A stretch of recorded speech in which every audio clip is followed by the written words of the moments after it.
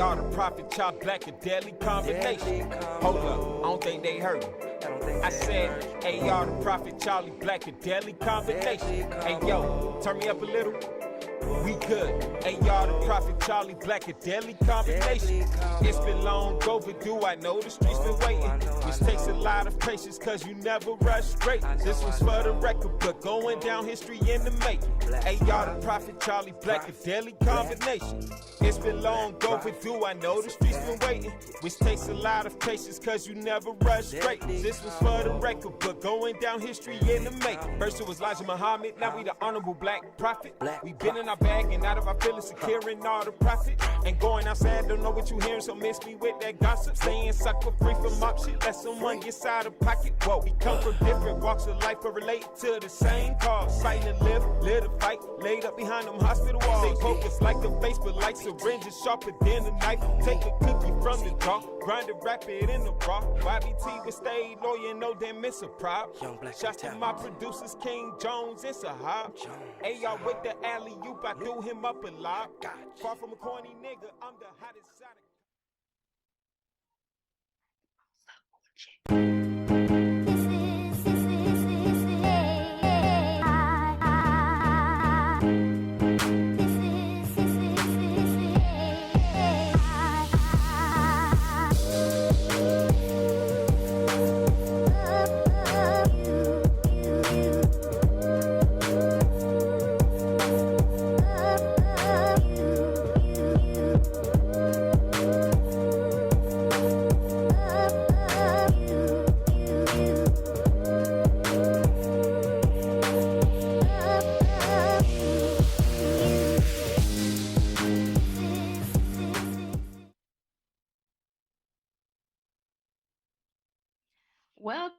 Welcome to another episode of Do I Look Sick? It is Mia and Jennifer, and we're joining you from home again today, but we're glad to be here. As always, sorry we're a little late. We had some technical difficulties, but we are here, and it's still going to be a bomb show. So today we wanted to talk about the sickle cell expense. Kind of had to change my mindset about maintenance because I was kind of dreading the maintenance word. Yeah. Like, you'll take your car to the shop because you need right. That's kind of like a chore. Yeah, so I didn't want it to seem like a chore because whether you have sickle cell or not, it is an expense to maintain your life. Yeah. So we wanted to dive into that and just the different aspects. We both have experience working a regular 9 to 5. I have experience with no insurance, and we both have experience with getting government assistance. So to start it off, I guess we can just talk about like our corporate America or 9 to 5 experience and how that was. How was like the insurance and the quality of care along with the expense for you when you were working? Well, so one of my first jobs that I had like right out of high school was actually kind of like a godsend for me because my boss had sickle cell. Wow. So yeah, he was so understanding, and I've always been one to mention it in my interview process because I'm like, if you don't give me the job because of that, then that's grounds for a case. But I've always been upfront about it. So when I told him, he was like, okay, well, that's not a problem. I have sickle cell too. We'll just work around it. So that was like the best job I had. It was probably one of the most stressful jobs I had. But being that my boss was really understanding when I was not feeling well and he wouldn't like push me too much. The only thing about that was that I was very young in that position because, like I said, it was one of the ones I had right out of high school, and I didn't have insurance. They didn't offer insurance, so as I worked my way up within the company, they did allow me to get insurance at a later date. But back in those days, I wasn't really getting sick as much. living the life of a young teen or a young adult in Atlanta was just fun. Didn't have a whole bunch of stress, no kids, no, real worries. So it was just like a great experience. And I've been lucky in most of my jobs that most of my employers have been understanding when I need to take time off and not really give me a lot of pushback on it. But there was one job, I'm not going to mention the company, but that one was terrible. I literally was pushing myself because it was a retail position. So, and it was during like Christmas time. So, you can't really get time off there during Christmas time. And I was so sick and needed to go to the emergency room. And I called my boss and I was like, I need to go to an emergency room. And I didn't have insurance then. So that was a heck of a bill. She was like, well, emergency rooms are open 24 hours a day. You can go after your shift. So, needless to say, that was my last day at that job. I was like, are you kidding me? Like, when I'm here, I'm working my butt off. I told you about my situation ahead of time, and you said it wasn't a problem. You don't offer me health care, but you expect me to come to work when I'm in like a 10 out of 10 pain. Obviously you don't understand the disease and you just thought because I look normal every day, you're quote unquote normal every day, that it wasn't as big of a deal as I said it was. That's that sucks. And I want to ask about that, but that goes into like a whole HR discussion. So we're going to put that to the side. But so with you not having insurance, how are you able to pay for um My visits, yeah.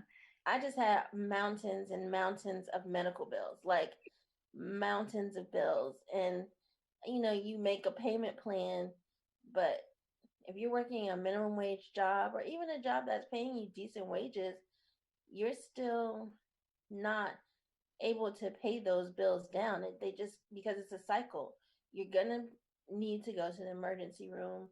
I At that time I was using the Grady Clinic, so that was a little less of an expense, but it's still an expense. And you have to get your prescriptions, and a lot of our prescriptions, if we don't have insurance to cover them, they're very, very, very expensive. Right. So honestly, I don't even know how I was making it work. I think some of my prescriptions I wouldn't buy. Like, I had to make a decision as to which medications I could afford and which I couldn't. So that was like the onset of stress, like going from those stress-free days to a job where you didn't really have the resources as far as insurance that you need. Right. 'Cause I also went a period of time twice with no insurance. When I was younger, right out of high school, of course, Obamacare didn't exist then. And with a pre existing condition, you couldn't get insurance Yeah, unless you were on someone's job or if you were married and got on your husband's insurance. And I remember thinking I applied for government assistance to get some help, but they told me at that time because I wasn't getting Medicaid that I couldn't get the insurance, or because I wasn't getting disability, I couldn't get the insurance.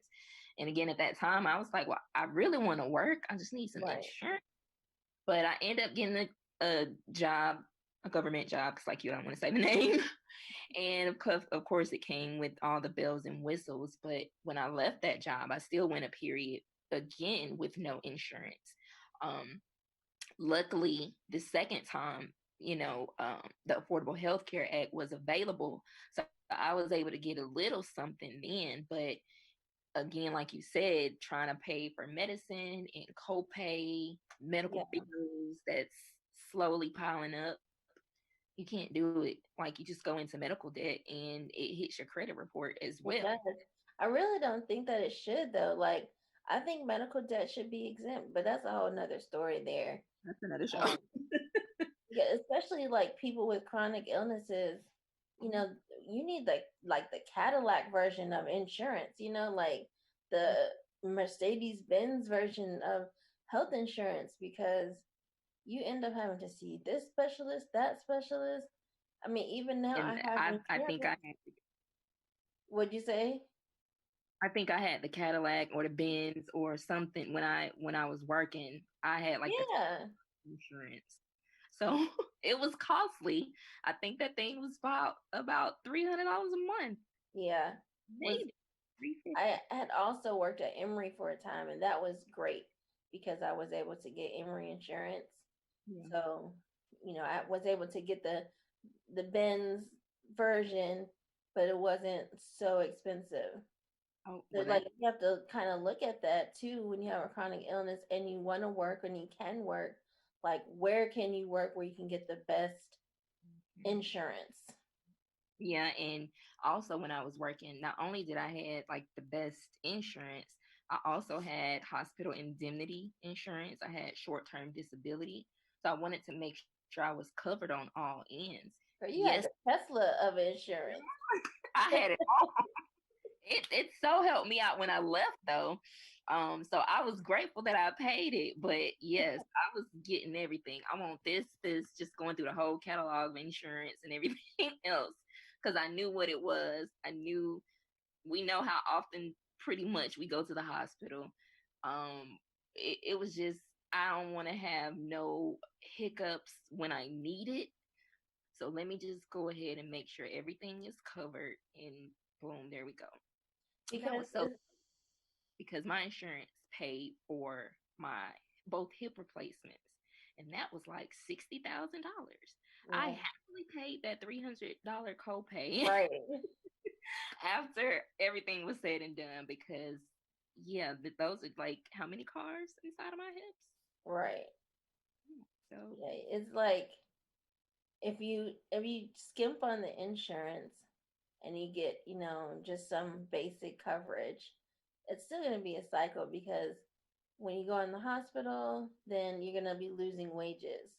So you need to look at that because then that causes stress, which in turn causes more crises, and then you're back in the hospital again. So I would like, okay, I'll take the hit up front if it can save me something on the back end. and that's why I like the hospital indemnity uh package that I had because anytime I was in the hospital or anytime I had to go to the emergency room, it was a set fee that they had to pay me to make up for the funds that I lost because I was in the hospital. So that hospital indemnity was a lifesaver for me, as well as all of it was a lifesaver. But that really helped. And I know it's some companies that do that without having a job. You can do it separately from having a job. Um, but I haven't really done much research on the other ones to see if I'm still interested in getting a plan. But that's just one of the perks of having access to that that many resources, I guess, when it Yeah. comes to us being part of the chronic illness community. So that's helpful. And then also you have to consider um, people who get transfusions often. Anything we go to the hospital for, period. Anything that's maintenance. Yeah, everything. All of that needs to be added into I this. mean, stuff that's not even, technically hospital. Like if you take, supplements and vitamins, all those kind of things, because, your insurance may not pay for some of those things. Maybe you have a flex spending account that you can Right. use for some of those things, but everything that we do to make ourselves better and to keep ourselves feeling better, that's an expense that you have to budget for. And if Right. you're on a fixed income, you have to be real creative. Yes. Yes, because being on disability and trying to live like a holistic lifestyle, I'm not going to say it's impossible, but it's difficult. Like you said, you have to be very creative at home with tools like YouTube and Pinterest. It makes it a little bit easier, and it also makes it cost effective. So, Yeah. so but someone who I would love to at some point really dive into it to be able to get massage therapy or acupuncture, Chiropractor visits. yeah, supplements regularly, not just when I can afford them. But again, that adds up just as much as you weren't doing the Yeah. whole, just as much as you were getting the transfusion and taking the medications here. So either way, it's gonna be an expense. The good Um, thing though is that some places do work with you if you don't have insurance. Like the chiropractor that I went to when I had gotten into my accident, he was like, "Well, we don't take this. We don't take insurance. Period. Um, they only take like people who have been in accidents and stuff like waivers, liability waivers or whatever." Um, but he was very cost efficient. Like if you wanted to see him outside of then he would work with you as far as how much you had to pay and kind of put you on like a plan. So it would still be kind of affordable. So it'd be good to like find places that do that. yeah. Now, have you noticed being on government assistance has your quality of care changed from having from when you had insurance? Is that making sense? Um, so not really. I had um, I got married young, so I had TRICARE as my insurance for a really long time, which covers everything, which is it's wonderful. Um, but when my TRICARE was over, I was still able to see my doctors who I was seeing while I had TRICARE because they took my other insurance, they took my Medicare. So I haven't seen a difference in the care. It's just how much I have to pay out of pocket now is different. So whereas I could have gone to the doctor before and not had to pay any copay, I still don't pay a copay, but they bill me on the back end the 20% that you have to pay for Medicare. But again, they're willing to work with me. So like as long as I come in and make a payment, no matter what it is, they don't harass me. Good. That's good. And I've been going to the same doctor since my son was born. So he's 16 and they're very familiar with me. Good. I had to change because a lot of my doctors before when I had the Tesla of insurance um would not see me with no Hmm. insurance and with Medicaid. So I really hate that I've had to resort to um going to the same hospital as everybody else because Yeah. I got spoiled. Um, but the quality of care was different for me because I'm in this city. I kind of feel like I don't have many choices for more personable care. Um, I'd pay extra for that, to be honest. Yeah. Granted, like for one of my doctors, I had to drive maybe 30, 45 minutes away, but I gladly took that drive whenever I needed to see him. And he was my retinal specialist. Hey, Dr. Miller, I miss you. But Oh, Florida, Dr. Miller. Dr. Millers are awesome. Shout out to all Dr. Millers. Right. But I had to stop seeing him because he stopped taking Medicaid. And it's been a minute since I've called him, but I don't think they were willing to do a payment plan with me. So it kind of hurt my heart to have to change a lot of my doctors because I had been spoiled. And my old doctors, of course, understand me. I've been there. But the Yeah. new doctors come in for 5, 10 minutes, do what they got to do, and get out.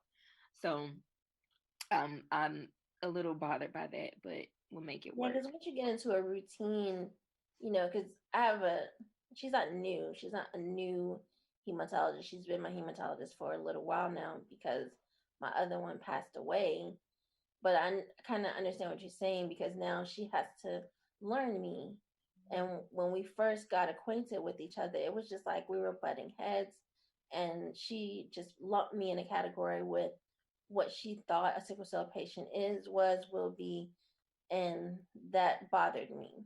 Yeah. But now it seems like she's maybe coming around, and I have to like kind of give the props to my Dr. Miller for her doing that, because he's kind of pulling her out to be a little bit more engaging.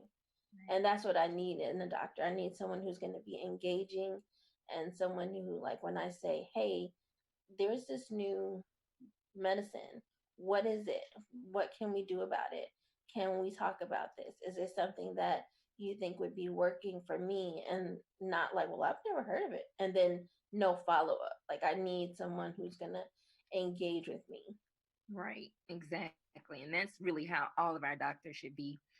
So I completely agree with you. It just we have to take the time to really educate them and patience. Let me add, we have to have patience.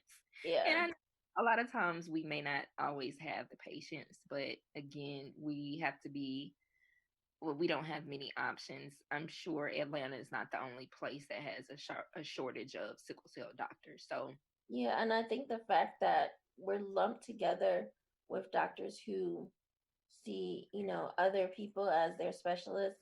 So hematologists don't only see sickle cell patients, they also see cancer patients. And I think that we, like, as a whole, would have better care if we had like a designated sickle cell doctor. Like, that was all they did. yeah, But I don't think that there's enough doctors who really are interested and passionate about sickle cell in order for that to be the norm. I think it's an exception somewhere. Some places have doctors who are really good, and that's what they do. They know sickle cell backwards and forwards. And, I think that that would make an extreme difference. And right. it may even make a difference in how much you end up spending out in your care. Like, if you have a doctor who is on top of it and is really aware of what's going on with you, you may not get to the point where you need monthly transfusions, or they may be able to say, okay, well, here's another alternative to this, because they know it so well. Right. That's a good point. And it could possibly keep you from being admitted to the hospital so much. Right, And especially if they have like infusion clinics yeah, that they're willing to use, because when I was going to that, my hospitalizations were minor. But now I'm not able to do that. Um, Not only because of the doctor, but because of everything else that's going on in my body. They don't feel comfortable with me going to the infusion clinic, but that was very helpful for me. yeah. And sometimes the acute care at Grady will keep me from having to be admitted to the hospital.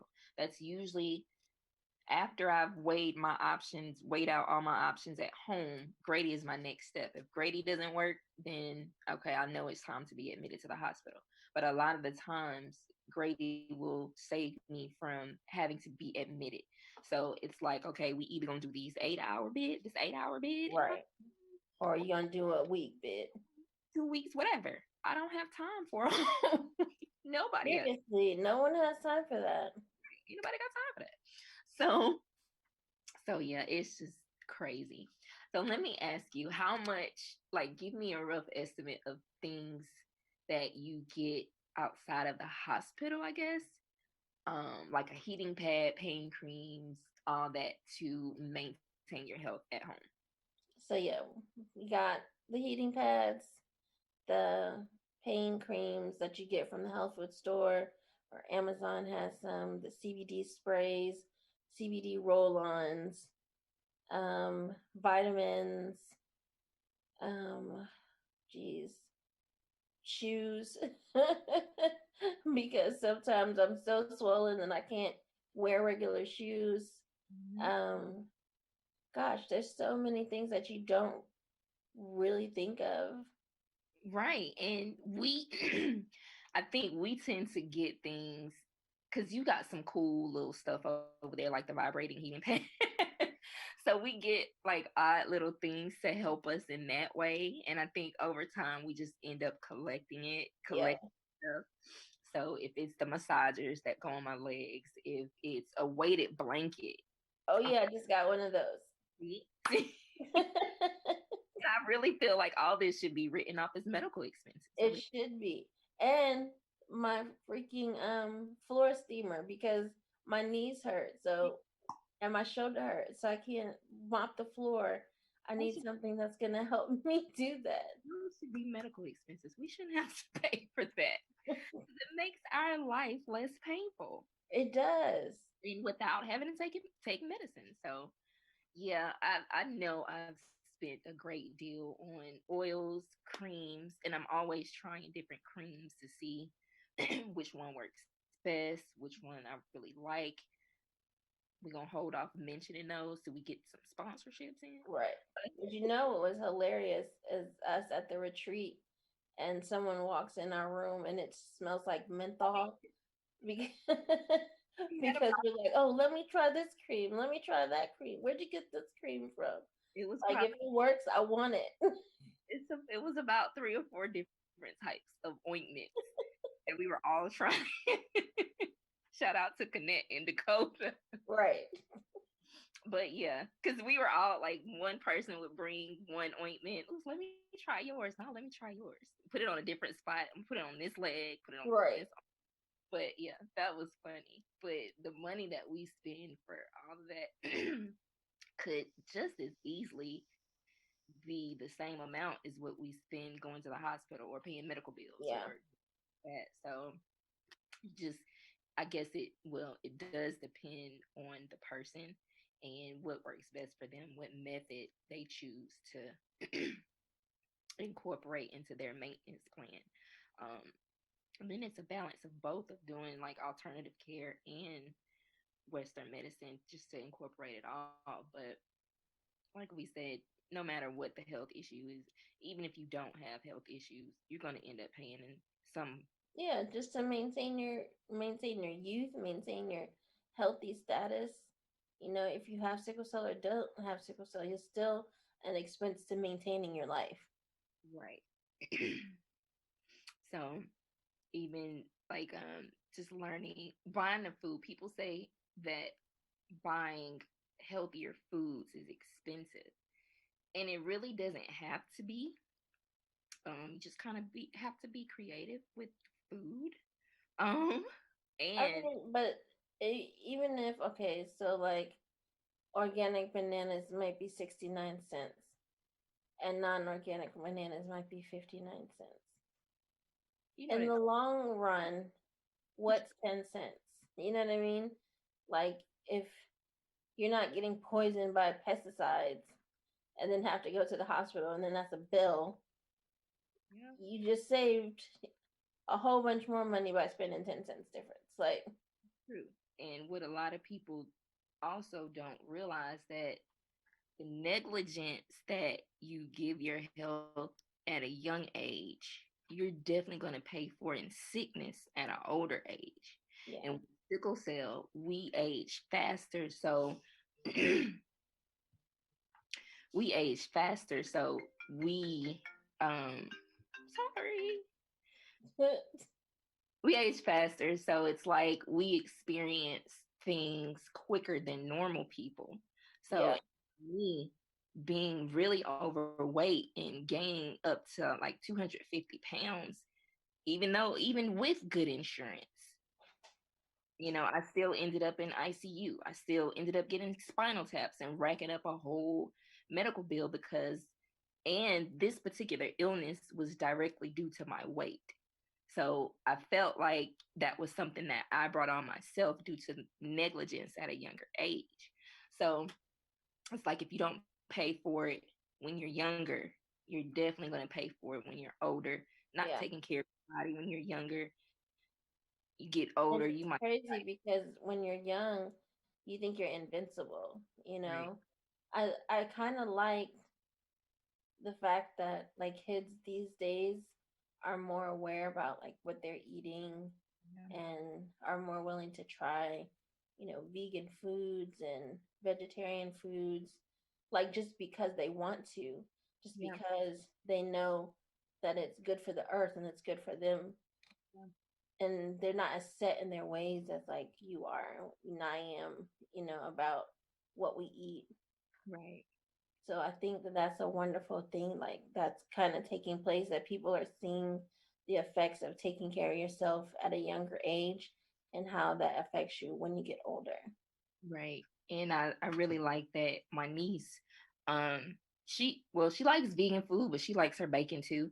So but she's willing to try it. She's willing to try Yeah, new period. Vegan, she loves African food, she loves her food. Um, and she'll try some things at home. So it, like you said, is really rewarding to see that. And I'm constantly talking to her because she sees the health issues that me and my mom deal with that are directly related to food. So I'm always talking to her. Well, she does pretty good with eating fruit, but the veggies can increase. yeah, But she's really good in trying new stuff, whether it's cooking it or eating it. She's bomb with that. So well, that's good. I'm trying to get Dominic in here to cook, but that hasn't happened at all. He did make some wings one day in the air fryer, but that was so long ago I don't remember anything about them. you say you don't even know what they taste like, do you? I don't even think I ate them. Oh, he's in my ear telling me that I didn't eat them and But how rude I am. and then we could talk about exercise too. If you want to do like a gym membership, that costs. Yoga studio, whatever, that always has a cost. And I threw out the YouTube because that's probably the cheapest gym membership. I mean, without Yeah, the weight.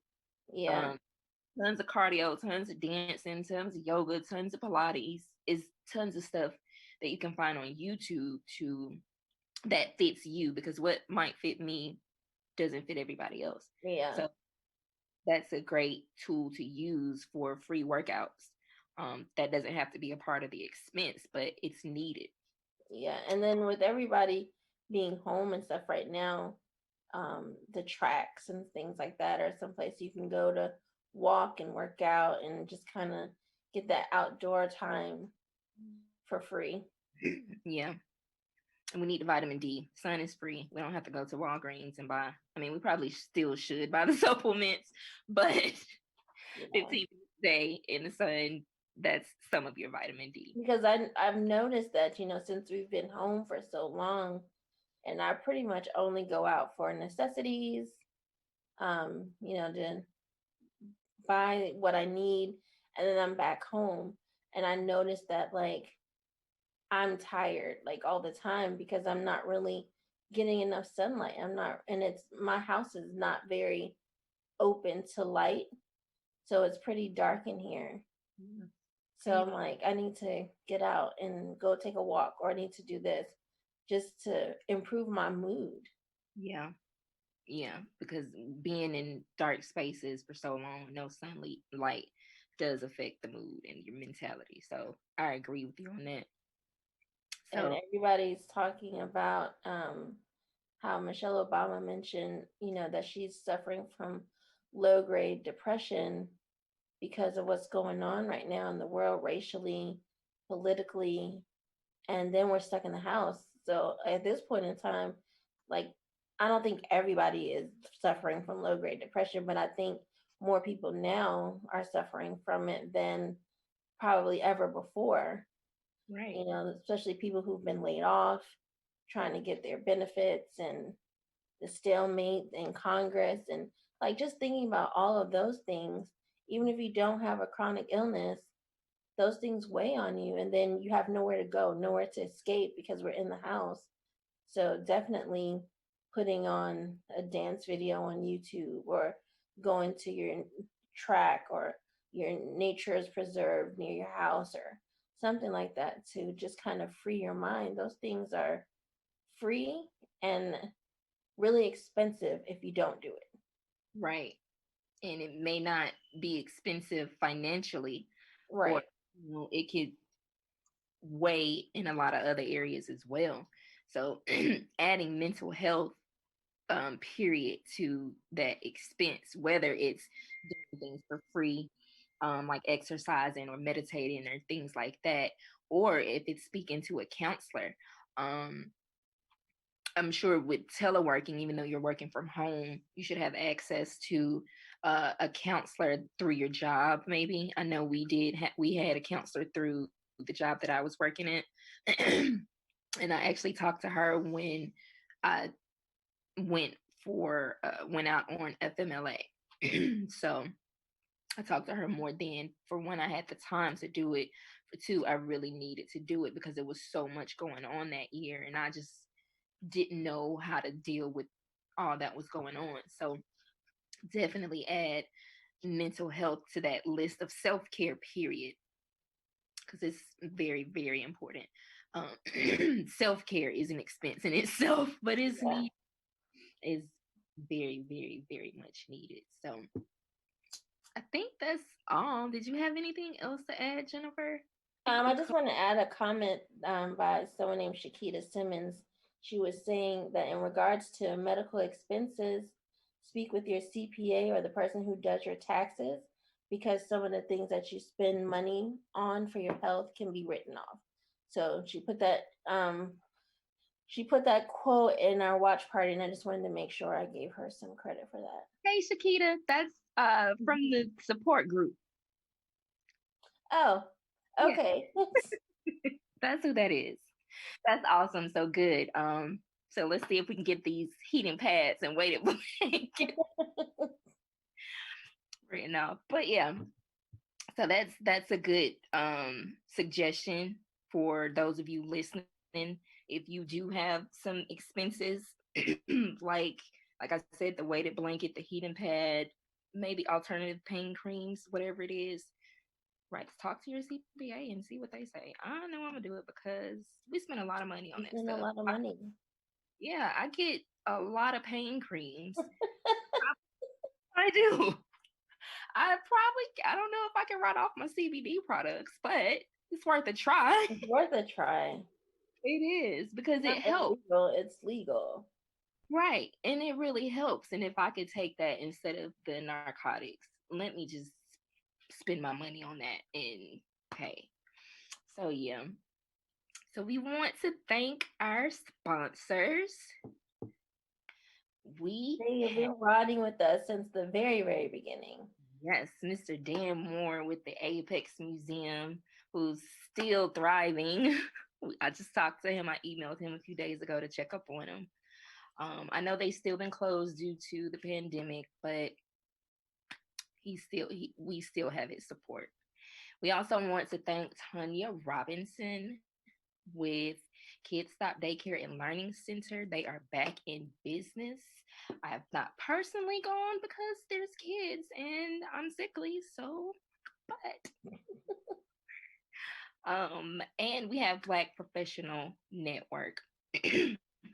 So we definitely thank all of our sponsors for helping us bring this material to you. If you have suggestions for shows, please let us know. We'll see what we can do. What else? And just give us a shout out on Facebook, or you can email it to us at SCA365@yahoo.com. Yep. Please be sure to subscribe to Manifest TV and SCA365 on YouTube. Also find us on Facebook and Instagram under Sickle Cell Awareness 365. And we are out. We're out. Thanks, guys. Yeah. Deadly combo. Deadly combo. Black Prophet. Charlie Black, AR the Prophet. AR the Prophet, Charlie Black, a deadly combination. Hold up, I don't think they heard me. I said, AR the Prophet, Charlie Black, a deadly combination. Hey yo, turn me up a little. We good. AR the Prophet, Charlie Black, a deadly combination. It's been long overdue, I know the streets been waiting. Which takes a lot of patience, cause you never rush straight. This was for the record, but going down history in the making. AR the Prophet, Charlie Black, a deadly combination. It's been long overdue, I know the streets been waiting. Which takes a lot of patience, cause you never rush straight. This was for the record, but going down history in the making. First it was Elijah Muhammad, now we the honorable Black Prophet. We been in our bag and out of our feelings, securing all the profit and going